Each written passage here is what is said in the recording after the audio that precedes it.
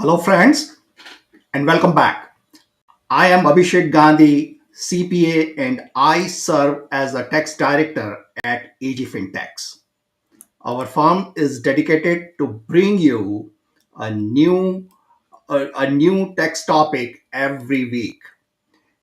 So it's that related to topic every Thursday at 12 a.m. CST, sharing our extensive knowledge to help you navigate the complex world of taxes. With over 20 years of experience in US public accounting and taxation, I am passionate about educating and assisting you in making informed financial decisions. If you find our content valuable, please give us a like and share it with your friends and family. Thank you for your continued support. Now, this time, we have brought a very fascinating topic for you.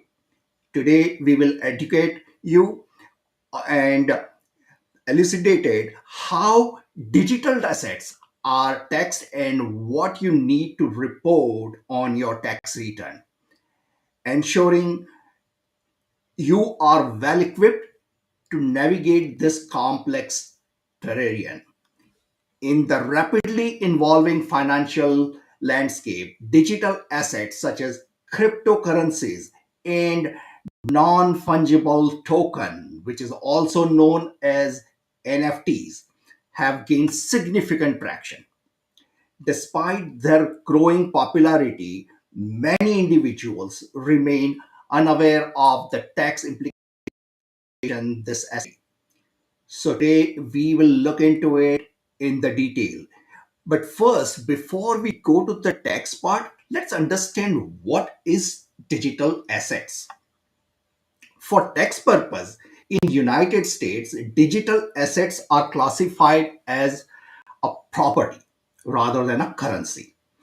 So these assets are electronically stored and can be bought, sold, owned, transferred, or traded, just like a stock.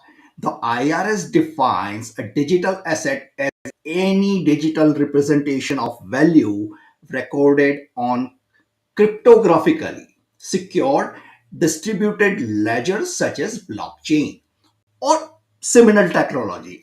Any similar technology like convertible virtual currency like Bitcoin or stable coins or maybe NFTs. So now important question raised is how digital assets are used. There should be an use of it, correct? Convertible virtual currencies like various cryptocurrencies serve multiple functions. They can be used to pay for goods and services. They can be digitally traded and they can be exchanged for or converted into a real currency or other digital assets. When we are using digital assets in normal transactions, tax reporting for digital asset is also necessary. You can't forget Uncle Sam, right? So, upon filing your federal tax return, you must respond to a question indicating whether you received, sold, exchanged, or disposed of any digital asset during the tax year. So, the best and easy way to understand is digital assets are traded as property, which means the digital tax principles applicable to the property transactions also applies to digital assets. That's the best way to understand this. Now, virtual currency and cryptocurrency. What is virtual currency? So many times virtual currency and cryptocurrency are used as interchangeable terms, but it is not. Let me tell you what is virtual currency first. This is a digital representation of value that functions as unit of account, a store of value, and a medium of exchange. Convertible virtual currency have an equitable value in real currency or act as a substitute. Okay, in English, virtual currency is a broad term encompassing all digital value representation that function as money. You got it now? Because that is what virtual currency is. Now, what is cryptocurrency? So, a cryptocurrency is a subset of virtual currency that uses cryptocurrency for security and is recorded on a distributed ledger, such as blockchain. So, in short, cryptocurrency is a type of virtual currency. Virtual currency is a broad aspect. Let's move a little bit further.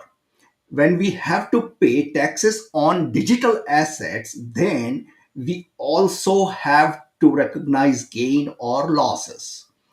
How would you recognize gain or losses on digital asset?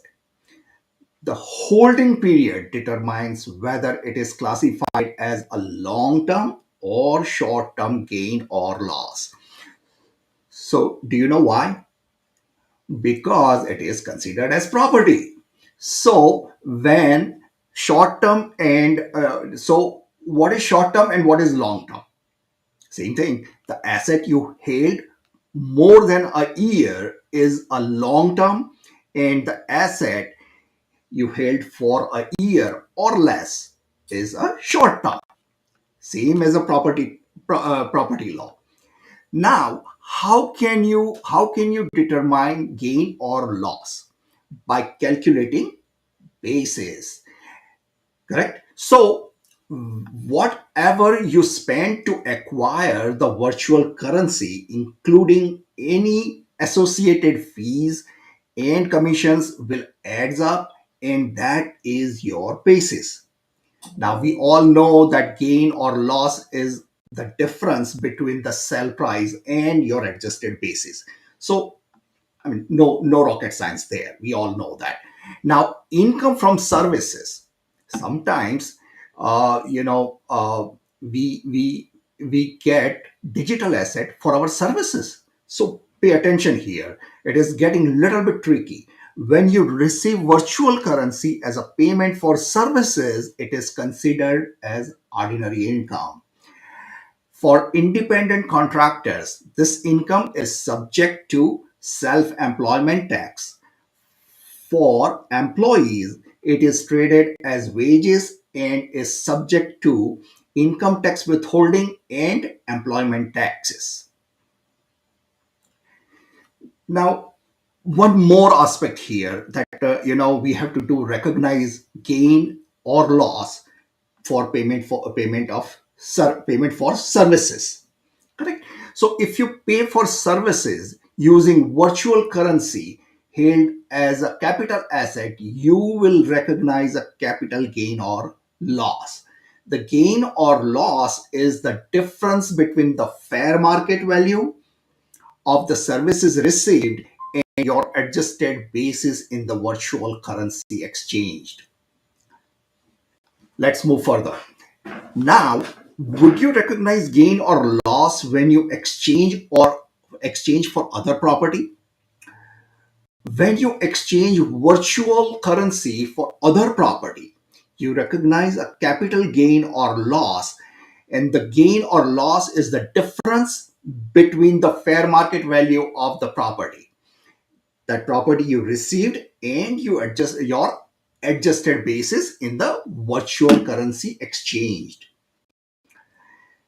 Now, let's talk a little bit about hard forks and soft forks. This is for few people, this is little a new term. So basically, both hard forks and soft forks are protocol changes. In block technology, mostly associated with cryptocurrencies like Bitcoin. Let me explain one by one. So, a hard fork occurs when cryptocurrency, that blockchain undergoes a significant protocol change that is not compatible with the exchange or with the existing blockchain, resulting in two separate versions. As an outcome of this, there are two separate and independent blockchains. Holders of the original cryptocurrency typically receives an equivalent amount of new cryptocurrency. Now, when you are benefited or you will get a new or more cryptocurrency, so you're benefited, correct? And now, when you are benefited, you have to remember Uncle Sam. We have to pay taxes. So, tax implications are if you receive a new cryptocurrency due to hard fork, it may be considered taxable income in the year you received. If no new currency received, I mean cryptocurrency, if no new cryptocurrency is issued or you receive, there is no taxable income. Now let's talk about a soft fork. So this soft fork, this term is backward and compatible protocol change in a blockchain. It does not create a new cryptocurrency or split the blockchain into two separate chains. There is no separate chain. It is say here the outcome is original blockchain remains intact. So if you had 5 bitcoins, it remains 5. It doesn't change. So with new rules or features added that are compatible with older version of the blockchain software. Generally, soft fork do not result in taxable income because they do not create new cryptocurrency. So again, but we have to determine fair market value. So determining fair market value is really easy here. When you receive cryptocurrency through an exchange, correct? When you receive it from the exchange, the value is the amount recorded by the exchange in US dollars. For peer to peer transactions, the fair market value is determined as of the date and time the transaction is recorded on the ledger. So the IRS accept the value determined by the cryptocurrency or blockchain explorer that calculates the value at exact date and time. So IRS will accept the date and time and value, whatever is given by the exchange. If the cryptocurrency lacks a published value, if it is not published by any exchange, then the fair market value is equal to the fair market value of the property or services exchanged. Basis in new cryptocurrency is also very straightforward. Your basis in cryptocurrency received from an airdrop following a hard fork is the amount included in income on your federal income tax return, which is the fair market value at the time of receipt. Now, sometimes we do charitable contribution. So when you donate your virtual currency, your deduction is generally the fair market value at the time of donation if held more than 1 year. If held for a year or less, the deduction is the lesser of your basis or fair market value. Now, there is a cold wallets and hot wallet. So there is a cold wallet. Now if you transfer between those wallets, then what happens? Transferring virtual currency between your wallets is a non-taxable event even if you receive an information return from an exchange. So if it is between the wallet, it is generally not taxable. Okay. And finally, reporting and record keeping, right? Very important. So capital gain or losses are to be reported on form 8949 and summarized on schedule D for on form 1040. Ordinary income need to be reported on form 1040 schedule 1, and last, our favorite one is maintain detailed records. You have to maintain all transactions, all the records of the transactions you made, including receipts, sales exchanges, and fair market value at the time of transactions. So, guys, what is your takeaway today? Digital asset offers unique opportunities and challenges, particularly regarding tax reporting. By understanding these principles and maintaining thorough records, you can ensure compliance and optimize your tax situation. Familiarizing yourself with these tax implications will empower you to navigate the complexity of digital assets, making informed decisions that can enhance your financial health. So, this is it for the day. Thank you for your attention, and I hope this session has provided valuable insights into the tax implication of digital assets.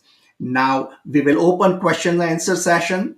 So please feel free to ask any questions related to today's topic.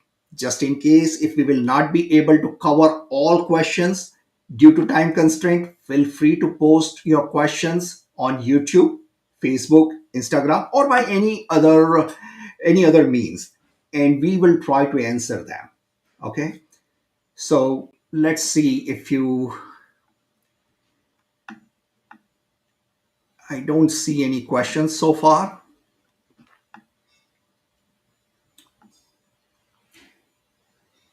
We will wait for few seconds, few more, like 10, 20, 10 seconds. And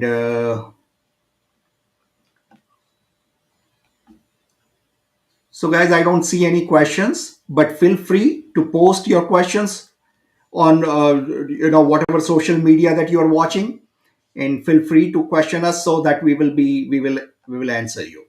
Okay. Thank you so much for joining, and good luck with your investment. Thank you. Bye bye.